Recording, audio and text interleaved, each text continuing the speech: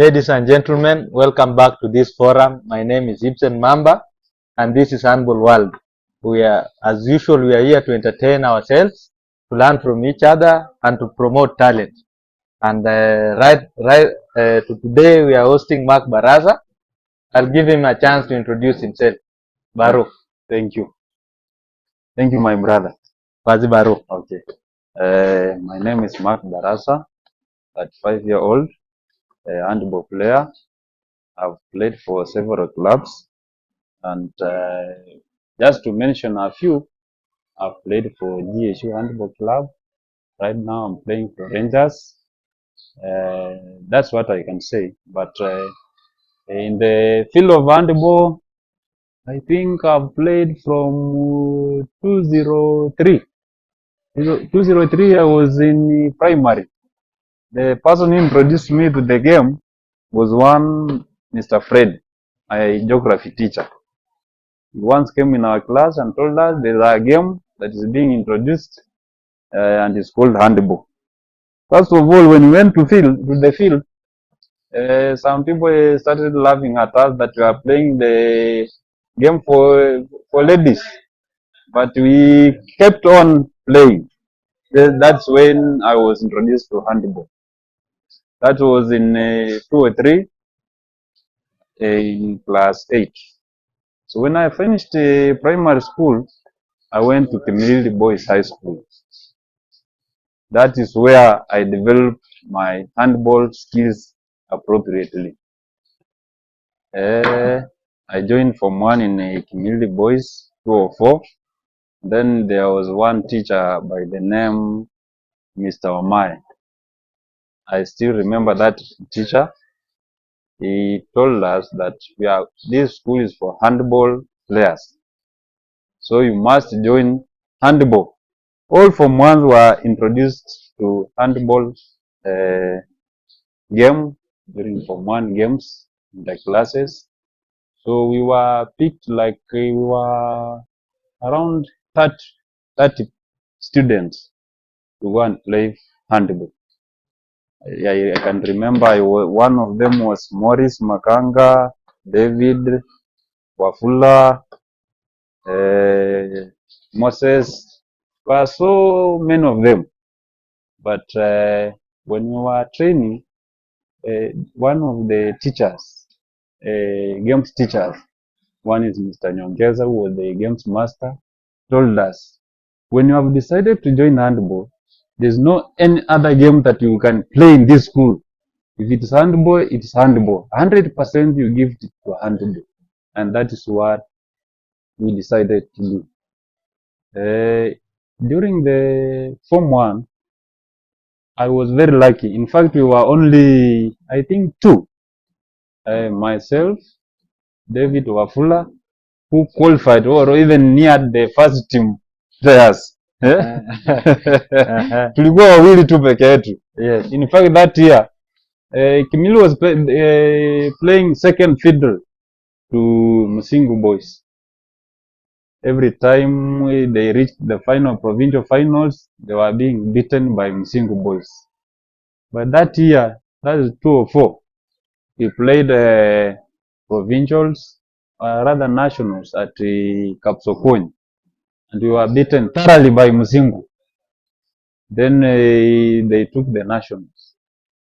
Then there was East and Central Africa that was being played at Mombasa. Then the team qualified, being the finalists in the nationals. They qualified to play in the nationals, East and Central Africa. They went there. Keeping in mind that Musingu beat Community Boys in a national finals, it was fortunate enough Community Boys beat them in the finals, East and Central Africa at Mombasa. That even motivated us more to play handball. That is back in 2004. Then we came back, we started training. Our training was very vigorous. It involved a lot of weightlifting, running, speed work, all of that mentioned there. We started preparing for the 205 games, 205 high school games. We prepared very well, though we had so many jokers after the Form 4 have left. We had the likes of Kinam Samba, the likes of Johnny, but Johnny was very hardworking. I hope you know the Johnny. Johnny, Johnny, That of two. Yeah, I know Yeah. Johnny. They told us so many things. Uh-huh. So we started preparing for 5. The team, by virtue of being champions of 204 Eastern Central Africa, they automatically qualified for Eastern Central Africa 205 that was being hosted in Barara, Uganda. Uh-huh. So, lucky enough, David Wafula and myself, we were the few Form 1s or Form 2s that were selected to represent the school. In 205. In 205. Yes. So we were very successful and we are very happy. We went with the team to Barara. Then we met again with the Msingu High School. That is 205 at the quarters. Then they knocked us out. Before even we went for the 205 Barara High School games, we had the nationals. National games. Before the nationals, we were knocked out at the provincial level by Mukumu, the school of Christopher Maende. Chris Deco. Yeah, Chris Deco, the Yes. famous 7-7 Chris Deco. Chris Wolf. Yeah, Chris the Deco Wolf. Wolf. That guy is very wonderful. I like him so much. He's a great guy. He's a great guy. I like him. So we were knocked out. Then surprisingly enough, it was on a Sunday. Then we had one teacher, namely Mr. Msoga. That guy was very tough. Mr. Msoga. Yes, he had taken over from Mr. Omai. Can you imagine with our coach Juma, the famous Juma, the legend? Juice. I respect him so much. That coach, yeah, Juice. yeah, Juice. So the following day on Monday, hey, believe me or not, we were in training. After being knocked out on Sunday in provincial games, you decided to react. We decided to react immediately. We were in training the following Monday. I tell you, we trained so hard. That was 205. From 206, there's no team that had ever beaten Community Boys. Since 206, I think up to 20, I left there at 207. I think up to 2011, 2010, 2011 there is when one team beat. Okay, but since, okay, Baro. You in your story you've mentioned a few names that I know, and in this channel we've already covered a few. There are names that are consistent. One of them is Mr. Wamai. Another one is Johnny. And we've also covered Nico. And I know you have a history with Nico. Can you give us your relationship with Nico? Then tell us where Mr. Wamai. I've never met Mr. Wamai. Mr. Wamai is the one who introduced Handball to Community Boys. Oh, yeah. That's a legend. When you see Community Boys featuring in Handball, it's because of Mr. Wamai. Mr. Wamai, that's a great guy. That one is a legend. Even is he still alive? He's still alive. What does he do? Do you know? I think he's still a teacher. I lost some communication with him, but he's a legend. What subject did he teach? Physics. Physics and mathematics. That guy is very great and tough. Yes. Very strict. You know, strict and fair. Something very funny. Yes. Handball is a very disciplined game. Very disciplined. Even me, the teachers who handled me in high school, they were very strict people. Yes. Like Solomon Italian. Yes. He was a very strict guy. He always told me handball is for brave people. And very disciplined. Yes, very disciplined. And very clever. There's no failures in handball. There are no failures. That's what Mr. Omai always told me. There are no failures. There's no failures in handball. Okay, continue. Yes. So from there, we were very successful. We are the one who made the Community Boys High School to be known. By then, I had my idols in handball. I have this Maskitaria. What does he do right now? By then he's a PhD holder. By then he's a doctor right now. So he's a doctor. Yes. Mr. Dismas Kitar is a doctor. Was one of the best goalkeepers of that time. He's now currently a lecturer at Meru University. Big up to him, is my idol. And then we have other guys like Johnny. Those were my men. He is the one who mentored me while at high school. He was one class ahead of me, but I liked him so much. Johnny? John Wekesa Wandabus. He's like a big brother to me. I like him so much. What does he do? Do you know his whereabouts? Currently now is an employee at the Bungoma County government. But he likes supporting handball so much. Because from what I'm seeing, the way I've said, I'm playing for Rangers, and Rangers is one of the clubs that is self-sponsored. That was started by Coach Juma, the likes of Blaze, the likes of Musa.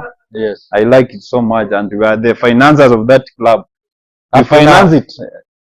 We finance it. We really finance it. That brings. Go ahead. Coach Juma, I myself, Coach Kodi, Alexander Juma, Blaze, Johnny. We finance that team. Okay. That is what I can say in short. We finance it. When you see players coming to the league and going back, maybe some few logistics like sleeping, accommodation in Nairobi. Is the team from Western. Mostly they accommodate players that have left school some few years back and they don't have employment or means of income, sources of income. But we chip in so much. Big up to those guys. They like the game. Okay. Yeah, they like the game. That brings me to the next question, Barasa. Yes. What do you do? Tell us more about you. Who are you in terms of other than handball? Tell us who you are. I was coming there. So when I finished school back in 2007, I was one of the players that was selected to come for trials for the national team. That is 2007 December. Yes. But unfortunate enough, sorry to say so, when we reached that Nyayo National Stadium, we were asked by one of the coaches, but I won't mention the name, who has brought you here. So that one killed our morale. We were almost 4 people from Kimili Boys. So it is fortunate enough, it was John Wandabusi again who gave us the accommodation in Nairobi. To one of his aunts. So big up to him. I like him so much. We decided to go back home. So in 2009, I received several scholarships. So you did not make it to the I did not make it by the fact that we were asked who brought you here. It was a tough question. It was a tough question. It was your first time. Because I was thinking it's my talent that brought me here. But unfortunately enough, they're asking me who brought you here. You have to have a name that brought you here. So I came to realize that before you are called to the national team, you must have somebody. That one killed our morale and we decided to go back to Western. Okay. We went back to Western and we continued with other things and activities. Yes. It is when in 2009 I received so many scholarships. One from Aeronautical Engineering Aviation College in Kenya, of which I was supposed to pay half of them the fee. Yes. But half my father was to pay. Then he told me that money right now it's a little bit of a problem. It's a little bit a problem. So, fortunate enough, the person I've told you, Dr. Dismas Kitaria, was in Mombasa Polytechnic.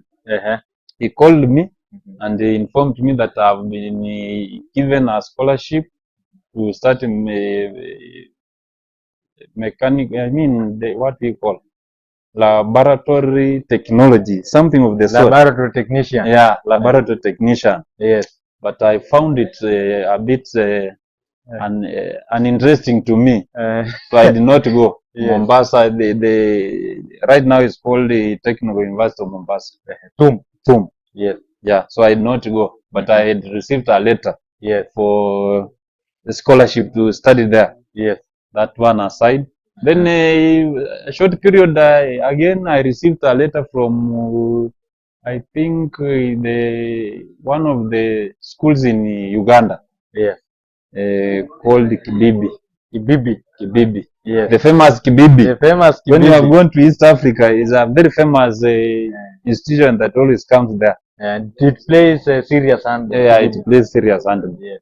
But I refuse to go to Kibibi. I say that I will not go to Form 5 and Form 6. You cannot study Form 5 and I Form cannot 6. study for You Form want 5. to go to university. I want to go to university or college. Yes.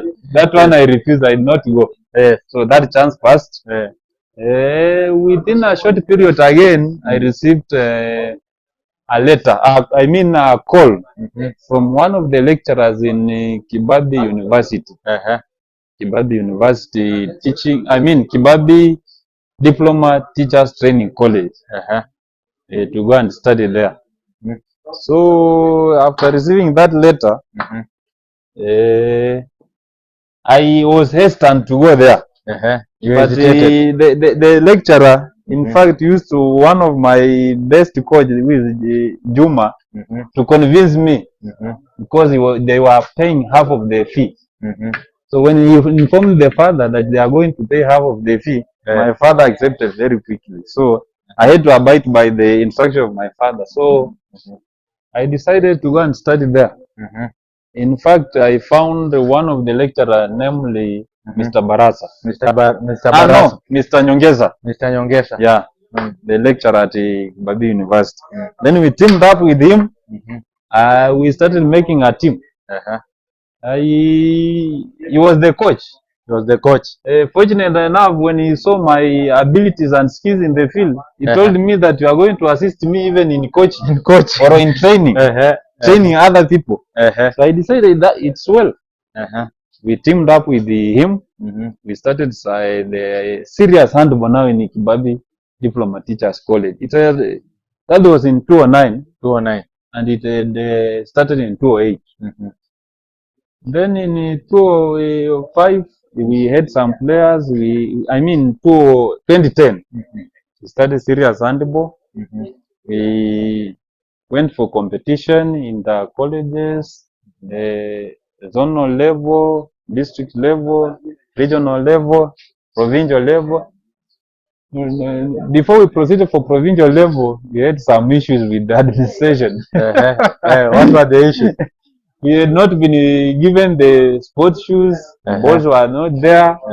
So I was, let me say, a cheeky student at that time. I decided to influence other people not to participate in games unless they produce that items that we wanted. So we know the Madam Principal was very annoyed because the whole school knew that we are going to proceed to the nationals. So he was very much annoyed, and we were suspended. The whole team was suspended. The whole team was suspended. The whole team was suspended. Then we went home. After the games, we came back and we informed them what was the reason that we refused to play. And we tried to convince Madam, if given a chance, next year we'll make sure that we proceed to the nationals and we'll bring the trophy. So he forgave us on the condition that we must bring the trophy next year for the nationals. So you are forgiven. We are forgiven. It was a tall order to me, especially as a captain at that time, because I was the one influenced the other guys not to play. Yes. So I promised her. Fortunate enough, I made sure that the team we acquired one of the players whom we play with at Rangers, Blaise Mbakaya. From where? He had just finished school. High school. He was at home. From Kimilili? No, he was at Musingu. Oh, Blaise studied at Musingu? Blaise studied at Musingu. Oh.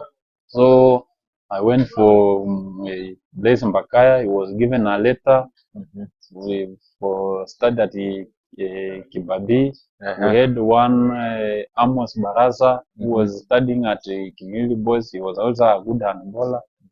Then we started our team. That is 2011. My friend, I can promise you, we went for zonals in the college teachers competition. We won at the zonals, the district. We won. We went for the provincials. We won.